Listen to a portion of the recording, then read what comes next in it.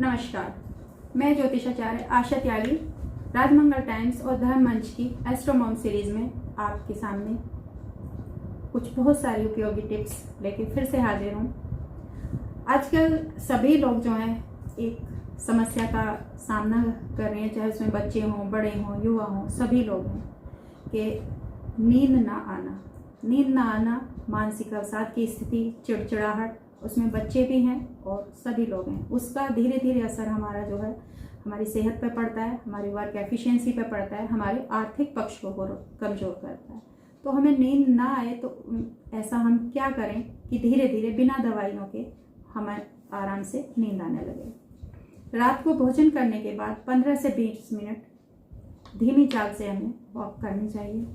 अगर बाहर कहीं स्पेस नहीं है तो घर में, छत में, कहीं भी 15 मिनट अगर धीमे धीमे आप थोड़ा सा वॉक करेंगे तो निश्चित ही बिस्तर पे जाने से पहले आपको नींद आने लगेगी और खाना जो है वो थोड़ा सा डाइजेस्ट हो जाएगा। कई बार क्या होता है कि हम लेट खाना खाते हैं और लेट खाना खाने के बाद तुरंत हम बेड की तरफ को चल देते हैं।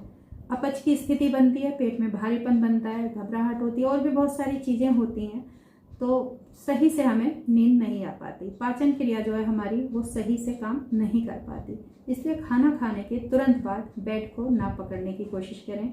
घर में अगर बड़े बुजुर्ग हैं उनको भी थोड़ा सा हाथ पकड़ के चलाने की कोशिश करें। आप युवा हैं, बच्चे हैं, उनको तो डेली ये आदत डालिएगा।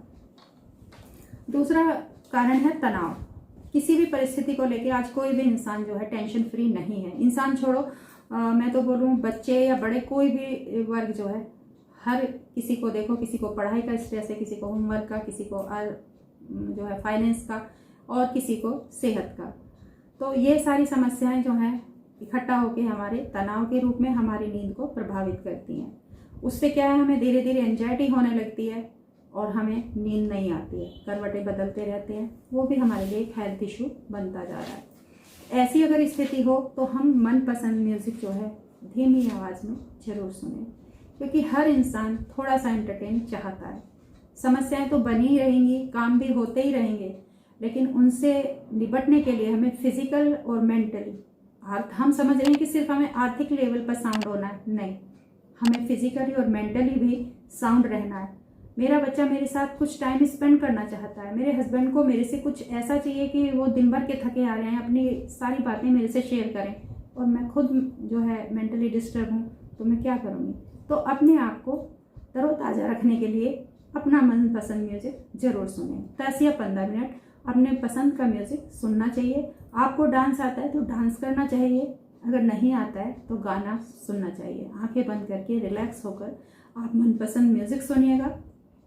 अगर आपको पढ़ने का शौक़ है, आप लिटरेचर को पसंद करते हैं, आप कोई भी साहित्य हो ऐसी किताबें पढ़ें। हेल्थ संबंधी मैगजीन बहुत सारी हैं, उनको ही पढ़ें। उससे मन में एक शांति का अनुभव आएगा। सबसे बड़ी चीज़ है कि हम इधर उधर की बातों से हट के एक चीज़ पर कंसंट्रेट कर पाएंगे कि हाँ, आज मैंने ये सीखा, आज मैंने ये किया। फिर उसे आप अप्लाई करेंगे और ज़रूर अप्लाई करेंगे तो उसका कुछ ना कुछ पॉजिटिव रिजल्ट आएगा ही। तो इससे भी आपको गहरी नींद आने की जो है धीरे धीरे से आदत पड़ जाएगी। तीसरा है कि आप अपना मन पसंद पलंग ही चुनें। कई बार क्या होता है कि हम कोई गेस्ट आ गए या कहीं जगह बदलने से भी हमें नींद में परेशानी होती है, नींद प्रभावित होती है। कई बार हम किसी के यहाँ जाते हैं मेहमान नवाजी में, और वहाँ या हमारे घर में मेहमान आ जाएं और हमें अपना बेड छोड़ना पड़ जाए, दूसरा बेड हमें लेना पड़ जाए फोल्डिंग या कहीं भी, तो हमें नींद नहीं आती।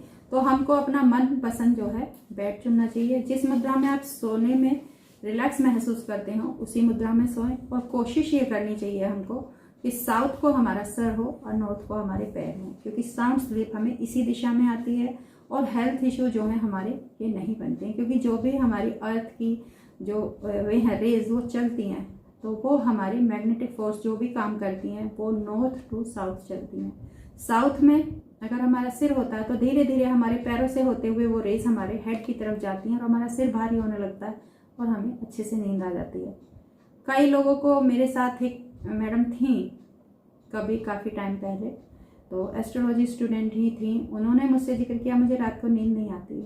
मैंने कहा आपका सोने की डायरेक्शन किस दिशा में?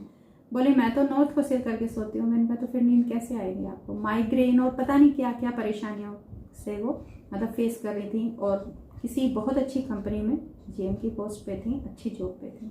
हमने उनसे कहा, लेकिन वो हैबिचुअल हो चुकी थी, उस चीज़ को छोड़ना नहीं चाह रही थी।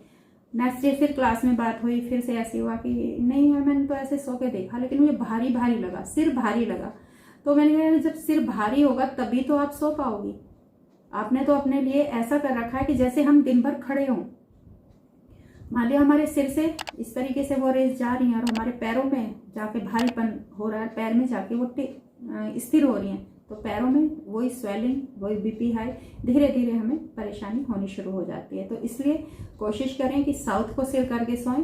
बच्चों को आप ईस्ट को सिर करके सुला सकते हैं, उससे नॉलेज बढ़ती है बच्चों में, बच्चे एनर्जेटिक होते हैं। लेकिन हमारी एक एज ऐसी हो जाती है कि उसमें हमारा बीपी हाई रहने लगता है, ऑलरेडी हमें इतनी सारी टेंशन्स होती हैं, तो हमें साउथ को ही सिर करके सोना चाहिए। इससे जो नींद में बाधाएं आती हैं वो कम होती हैं, और अगर हमें कोई हेल्थ संबंधी इशू है उसमें भी एक स्टेबिलिटी आती है। जो कोई बीमारी है वो लॉन्ग टाइम नहीं मतलब वो करती, और धीरे धीरे हमें हेल्थ जो इशू हैं वो कम होने लगते हैं। जब भी हम सोने के लिए जाएं, नेक्स्ट ये है कि हमें हाथ पैर जो हैं वो धोकर सोना चाहिए। वैसे तो मैं किसी वीडियो में बता चुकी हूँ कि हमको रात को ब्रश करने के बाद फिटकरी का कुल्ला भी करना चाहिए, उससे हमारा बच्चों का बुध अच्छा होता है। बुध हमारी बहुत सारी चीज़ों को मेंटेन करता है, हमारे अकाउंट को मेंटेन करता है, हमारी वाणी को मेंटेन करता है, हमारी स्किन को मेंटेन करता है, और यहाँ तक कि हमारी एज में अस्थमेटिक होने से भी बुध अगर स्ट्रांग है तो हमें बचाता है। तो रात को सोते समय हाथ पैर मुंह जरूर धोएं, और हो सके तो फिटकरी का कुल्ला जरूर करें। इसके बाद आप अगर सोएंगे तो आपको रिलैक्स फील होगा। कई बार लोग रात को खर्राटे लेते हैं, तो फिटकरी का अगर कुल्ला करके सोएंगे तो उसमें भी थोड़ा सा साइनस वगैरह में आपको राहत मिलेगी। मुंह से रिलेटेड जो भी बैक्टीरिया हैं उसको फिटकरी कम कर देगा, और जो हमारी परेशानियां बढ़ती हैं उस कारण से उसमें कमी आएगी। इसके बाद सोते समय दिन भर का जो घटनाक्रम है उसे बेड पे जाके भूल जाएं। सिर्फ ये सोचें कि बेडरूम में आप आए हैं तो बेडरूम में सिर्फ सोने के लिए आए हैं, उसमें ऑफिस का तनाव, दिन भर की समस्याएं, उनको छोड़ देना चाहिए। उसे कल की बात कल सोचेंगे, ऐसा करके हमें सोना चाहिए। और जो भी दिनचर्या है हमारी, अगर हम उसे बार बार रिपीट करेंगे तो वो हमारे दिमाग में टेंशन देगी। दिन में कुछ ना कुछ अनहैपनिंग हो ही जाता है, और जिस कारण से हमारी नींद उचट जाती है। एक और लोगों को आदत पड़ गई है कि तकिए के नीचे मोबाइल रख के सोने की। मोबाइल को थोड़ा सा डिस्टेंस से रखें, क्योंकि मोबाइल की रिंग टोन या कोई भी डायल टोन बजती रहती है, ऑफ नहीं कर पाते किसी कारण से, तो इस वजह से भी हमारी नींद में बाधा आती है। तो मोबाइल को अपने से दूर रखें, जो भी इलेक्ट्रिक अप्लायंसेज हैं इनको अपने से दूर रखें। अगर ये अनिद्रा की जो समस्या आपकी बहुत पुरानी है, आपको पिल्स वगैरह भी लेनी पड़ रही है, स्लीपिंग पिल्स भी आपको लेनी पड़ रही है, तो मेडिटेशन वगैरह करना चाहिए। कुल मिला के इन मेडिसिन से हमें बचना चाहिए। स्लीपिंग पिल्स कोई ट्रीटमेंट नहीं है, वो सिर्फ हमें अनकॉन्शियस कर देती हैं कुछ समय के लिए, और उससे हमारे धीरे धीरे वो हमारी डाइट में शामिल हो जाएंगी। आज हम 1 खा के सो रहे, कल हम 2 खा के सोएंगे, और सुबह को जब हम उठते हैं सिर भारी भारी होता है, तो उससे हमारी बीमारी या हमारा तनाव कम नहीं होता, सिर्फ कुछ टाइम के लिए हम अनकॉन्शियस हो जाते हैं। तो स्लीपिंग पिल्स अगर लेने की आदत है तो आप मेडिटेशन वो लें, और जो भी हमारा होता है प्राणायाम वगैरह वो एक्सरसाइज करना शुरू करें। रात को सोते समय शवासन करें, इससे पूरे जो शरीर की मांसपेशियां हैं उनका तनाव निकल जाता है, और मस्तिष्क को हमारे आराम मिलती है, जिस कारण से हमें अच्छी नींद आने लगती है। इस वीडियो में इतना ही। अगली वीडियो में फिर से कुछ अच्छी सी टिप्स लेकर आपके साथ हाजिर होती हूँ। नमस्कार, धन्यवाद।